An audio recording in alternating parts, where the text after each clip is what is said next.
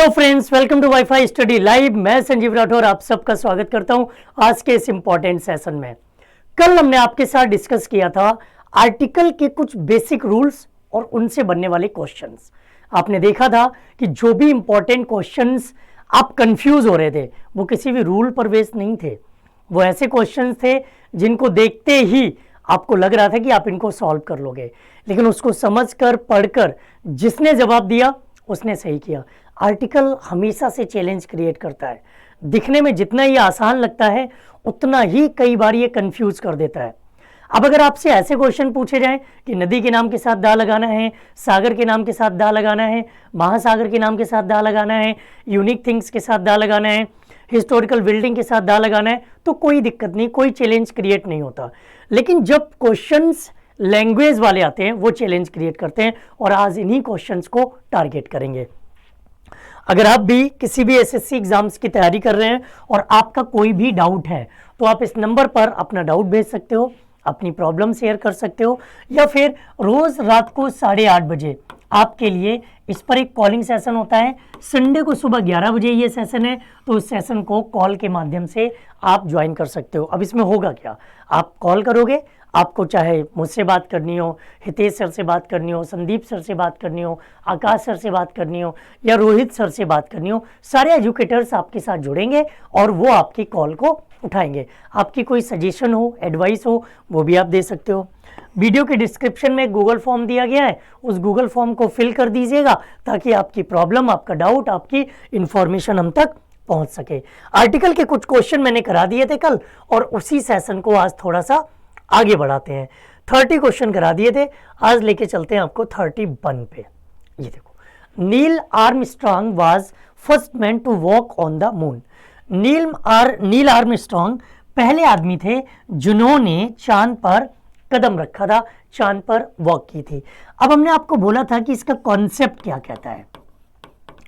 इसके कॉन्सेप्ट की अगर हम बात करें तो जैसे फर्स्ट है, सेकंड है, third, last, next, back, farmer,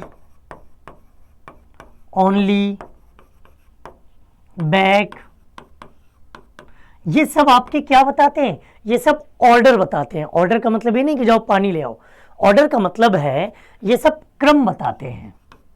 और जितने भी क्रम बताने वाले शब्द हैं, जितने भी क्रम बताने वाले एडजेक्टिव्स हैं, उनके बाद अगर नाउन आ गया तो इसके साथ हम डेफिनेट आर्टिकल द का यूज करते हैं। अब क्यों करते हैं, क्योंकि यहां पर भाई नील आर्मस्ट्रांग या पहली बार चांद पर कदम रखने वालों की संख्या 1000 में थोड़ी ना होगी कि हम किसी एक को चुन रहे, वो तो भाई एक ही है, एक है तो डेफिनेट है, और डेफिनेट है तो कौन सा आर्टिकल आएगा, डेफिनेट आर्टिकल। अब यहां पर आपको कौन सा रूल नोट करना है, अगर कोई भी ऑर्डिनल एडजेक्टिव आता है और ऑर्डिनल एडजेक्टिव के बाद नाउन आ जाए तो उसके साथ हम डेफिनेट आर्टिकल द का यूज करते हैं। जैसे the only student, the last bus, the next train, the former CM. इन सब में देखो नाउन भी है, डेफिनेट आर्टिकल द भी है, और डेफिनेट आर्टिकल द क्यों है, क्योंकि सबके साथ में एक ऑर्डिनल एडजेक्टिव है। Next question, useful metal, copper is useful metal, an, a, the या जीरो आर्टिकल। देखो प्रोनाउंसिएशन, देखो इसको लिखते हैं यूजफुल, इसका प्रोनाउंसिएशन कहां से स्टार्ट हो रहा है, या से, और या हिंदी में क्या है, कॉन्सोनेंट। अगर कोई भी कॉन्सोनेंट वर्ड आपके पास आएगा, कॉन्सोनेंट साउंड आएगा, तो उसके साथ आप ए का यूज करोगे। इसी तरह अगर वॉवेल साउंड आ जाए तो एन का यूज करना। Next, roll out of goods and services tax, rolled out of goods and services tax, rolling out of a goods and services tax, या नो इंप्रूवमेंट। अब आपको यहां बताना है businesses have been disrupted by demonetization and the roll out of a goods and services tax. इसमें कोई गलती है, इसे इंप्रूव करने के लिए आपके पास 3 ऑप्शन है, और अगर आप इसको इंप्रूव नहीं कर पा रहे हो, आपको लगता है ये सही है, तो आपका जवाब होगा नो इंप्रूवमेंट। देखो और जवाब दो।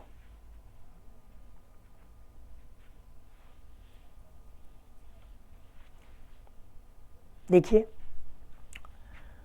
Role out of goods and services tax. भाई यहां पर ये गुड्स एंड सर्विसेज टैक्स कैसा है?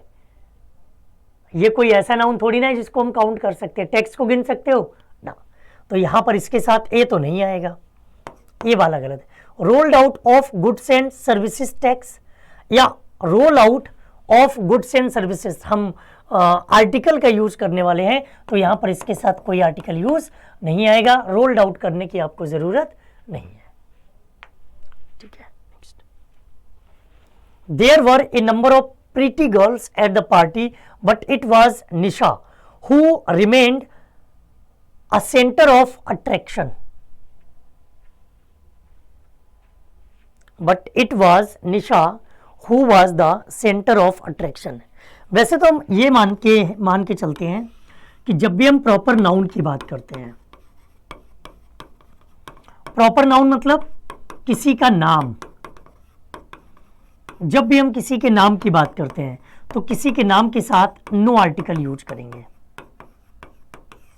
लेकिन कई बार क्या होता है कि कुछ पर्सन ऐसे होते हैं जिनके केवल हमें नाम पता होते हैं।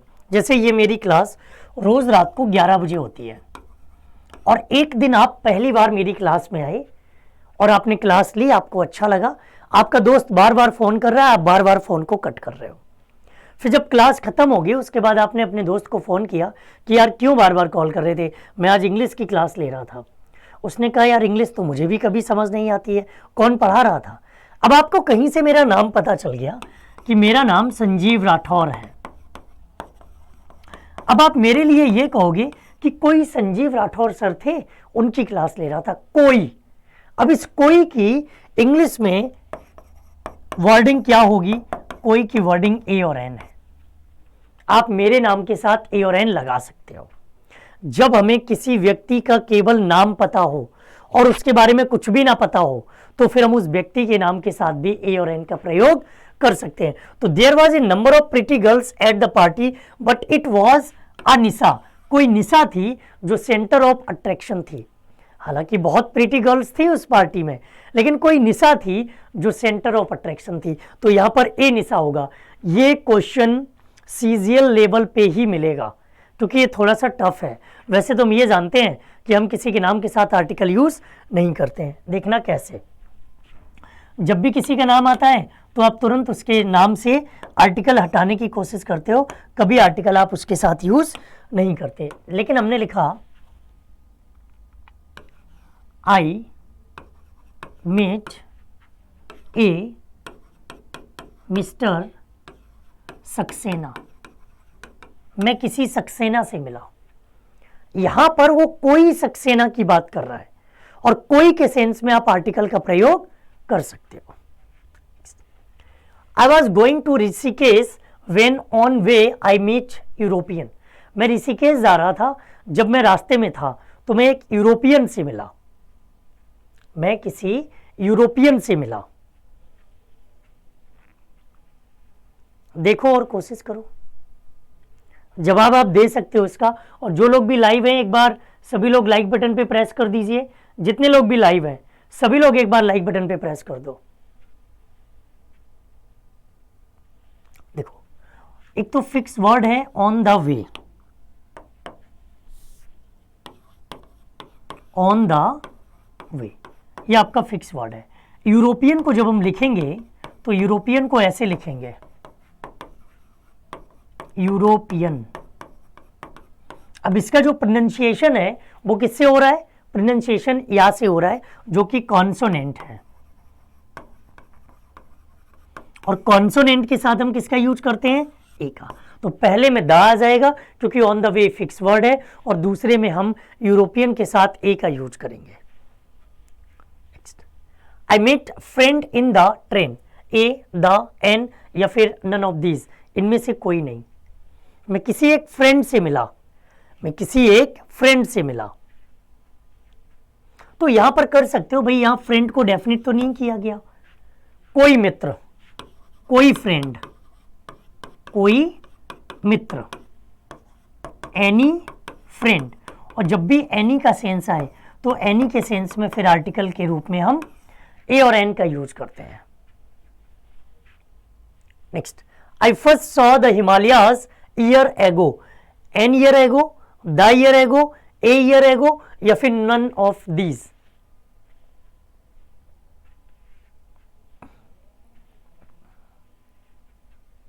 देखो ईयर में बड़ी कंफ्यूजन होती है, एक ये ईयर है, एक ये ईयर है। इस ईयर को लिखते हैं ऐसे तो इसके साथ आता है ए, इस ईयर को लिखते हैं ऐसे तो इसके साथ आता है एन। तो यहां क्या आ जाएगा, यहां ए ईयर रहेगा। Next, do you know the name of artist who painted this portrait. इसका कॉन्सेप्ट याद रखना, जब भी कोई रिलेटिव प्रोनाउन आ जाए, हु, विच का यूज करें, दैट का यूज करें, हुज का यूज करें, हुम का यूज करें, और इससे पहले कोई भी नाउन आएगा तो वो नाउन कैसा होगा, वो नाउन आपका डेफिनिट होगा। और अगर वो डेफिनिट होगा तो उसके साथ हम किसका प्रयोग करेंगे, द का। रिलेटिव प्रोनाउन से पहले जो भी नाउन आएगा वो डेफिनिट होगा, और अगर डेफिनिट होगा तो उसके साथ हम डेफिनिट आर्टिकल द का प्रयोग करेंगे। तो क्या आ जाएगा यहां पर, द आर्टिस्ट, क्योंकि आर्टिस्ट है नाउन, हु हो गया आपका रिलेटिव प्रोनाउन, और रिलेटिव प्रोनाउन से पहले जो नाउन आएगा उसके साथ हम द का प्रयोग करेंगे। Next, I often suffer from backbone, a, an, the, या फिर no article. I often suffer from backbone. देखो कभी भी किसी बीमारी के नाम की बात करेंगे तो कोई भी आर्टिकल नहीं आता है। बीमारी का नाम, इसको मैं एक बार डिफाइन कर दे रहा, कोई भी बीमारी का नाम, बीमारी का नाम, इसके साथ कभी भी कोई आर्टिकल यूज नहीं होगा, कोई भी बीमारी आ जाए। लेकिन एक्सेप्शन में कुछ बीमारियां रखी गई हैं बट इनका कभी कोई क्वेश्चन नहीं बना, नो क्वेश्चंस, कभी कोई क्वेश्चन नहीं आया। जैसे वो बीमारियां हैं गट्स, फ्लू, प्लेग, मीजल्स और मम्स। ये 5 बीमारियां ऐसी हैं जिनके साथ बताया जाता है कि हम आर्टिकल के रूप में द का प्रयोग कर सकते हैं। लेकिन आज तक मैंने इतने एसएससी के पेपर सॉल्व किए, आप लोगों के पेपर बनाने के लिए सीजीएल का सीयर किया, सीजीएल, सीएचएसएल, एमटीएस, स्टेनोग्राफर, मुझे इसका किसी में भी कोई क्वेश्चन नहीं मिला। तो आप भी केवल इसकी नॉलेज रखो और इसके पीछे ज़्यादा मत पढ़ो। अगला क्वेश्चन है, we stopped for cup of green tea on way home. We stopped for cup of green tea on way home. अब इसको देखो तो क्या हो जाएगा, we stop for a cup of green tea on the way. अभी on the वे तो हमने बताया ही था आपको कि हम ऑन द वे का यूज करते हैं, ऑन द वे तो फिक्स है आपका, यहां पर ए आ जाएगा। इसको देखो, we are going to Rita's place for the lunch and from there we will go to the shop in inauguration ceremony. ये मैंने कल पहला क्वेश्चन कराया था, उसमें आपको बताया था कि इस तरह के क्वेश्चंस को आप कैसे याद रखेंगे। पहला क्वेश्चन था, आपको याद होगा, देखो जब भी हम खाने पीने की बात करते हैं, लंच, डिनर, ब्रेकफास्ट, डिनर, सपर, ब्रंच। आप कहोगे अरे सर रुक जाओ, क्या क्या लिख दे रहे हो। ब्रंच कहते हैं जब कोई लंच और ब्रेकफास्ट एक साथ करता है, सपर कहते हैं रात के अंतिम भोजन को, डिनर कहते हैं चायकाल को, ब्रेकफास्ट सुबह का नाश्ता, डिनर शाम का भोजन, लंच दोपहर का भोजन। तो डिनर, इनके साथ कभी किसी आर्टिकल का प्रयोग नहीं होता। ये जो द लंच आया था वो गलत था। यहाँ ए लंच है, ये भी गलत है। यहाँ एन लंच है, ये भी गलत है। यहाँ पर लंच के साथ कोई आर्टिकल नहीं, ये सही है। बस तीसरा वाला सही। आप लिख लेंगे खाने पीने के नाम जैसे पिज्ज़ा, चाउमीन, बर्गर, डोसा, छोला भटूरा, पता नहीं क्या क्या ठूस लेते हो, क्या क्या खा लेते हो, किसी के साथ कोई आर्टिकल नहीं आएगा, किसी के साथ कोई आर्टिकल नहीं। नेक्स्ट, अगला आपके सामने है, क्या कह रहा है? Dead Sea is the only sea in the world in which nobody drowns even if one does not know swimming. क्या यूज करेंगे देखिए जरा।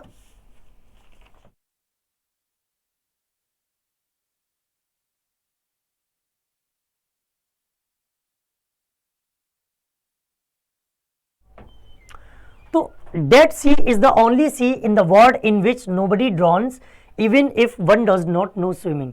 ऐसा सही में कोई फैक्ट है क्या कि जो डेड सी है, मृत सागर है, उसमें कोई डूबता नहीं है कभी, चाहे भले ही उसको स्विमिंग ना आती हो फिर भी वो नहीं डूबता है? तो क्या यूज करेंगे? देखो आर्टिकल के तौर पर तो जितने भी दुनिया में सी है, जितने भी दुनिया में ओशियन है, जितने भी दुनिया में रिवर है, जितने भी दुनिया में कैनल है, जितने भी दुनिया में ट्रेन है, जितनी भी दुनिया में एरोप्लेन है, जितने भी दुनिया में शिप है, इन सब के साथ हम आर्टिकल के तौर पर द का यूज करते हैं। इन सब के साथ आर्टिकल के तौर पर क्या यूज करेंगे? द का यूज करेंगे। तो यहां पर भी क्या आ जाएगा? द डेड सी। क्या यूज करेंगे? द डेड सी हो जाएगा।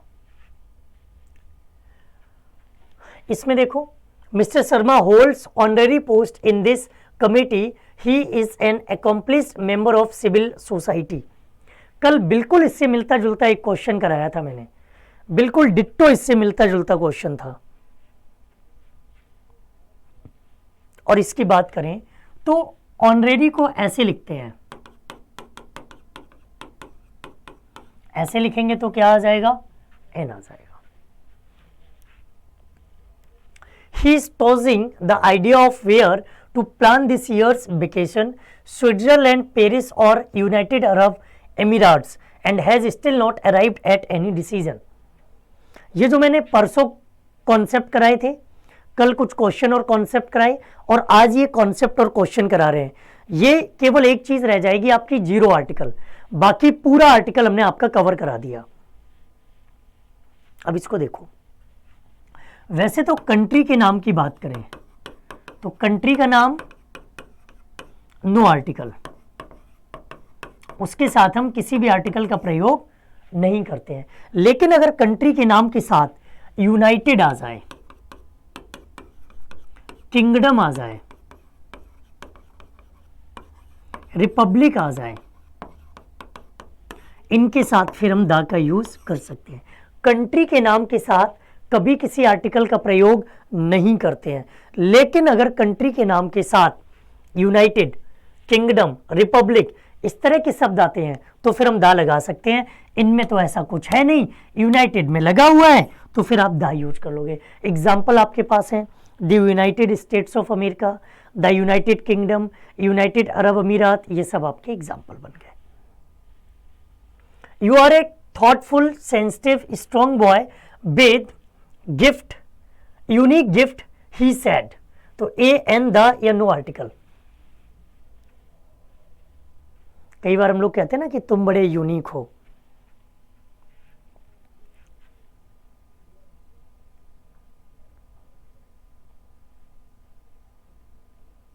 तो इसमें क्या यूज करेंगे? विद आ यूनिक गिफ्ट, क्योंकि यूनिक तो हम ऐसे लिखेंगे ना, ये बा आपका कॉन्सोनेंट है, कॉन्सोनेंट है तो क्या आएगा? ए का यूज करेंगे। Next, an expert in time management was invited to speak to MBA class. देख लेना, क्लास को डेफिनेट कर दिया है हमने यहाँ पे, और जब भी कोई नाउन डेफिनेट होता है तो हम डेफिनेट आर्टिकल का प्रयोग करते हैं। यहां केवल एमबीए होता तो फिर हम ए का एन का यूज करते, लेकिन एमबीए क्लास है तो क्लास को डेफिनेट कर दिया गया, तो द एमबीए क्लास होना चाहिए। I like listening to music, a an the या फिर कुछ नहीं आएगा। देखो म्यूजिक अनकाउंटेबल होता है, अब ध्यान दो।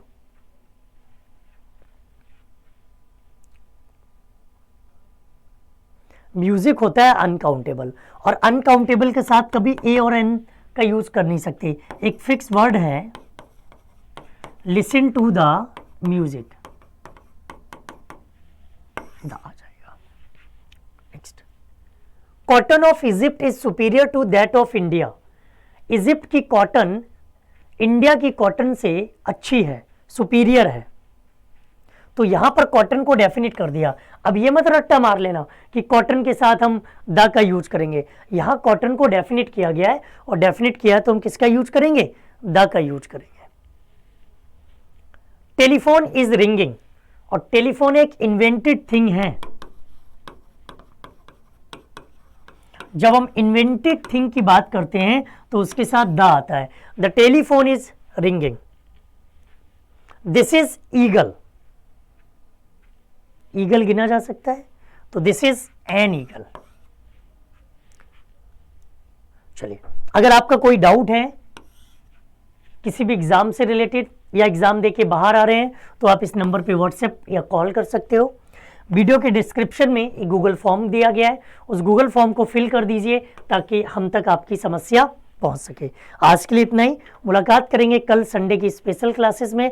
तब तक ध्यान रखिए, पढ़ते रहिए, मेहनत करिए। जय हिंद, जय भारत।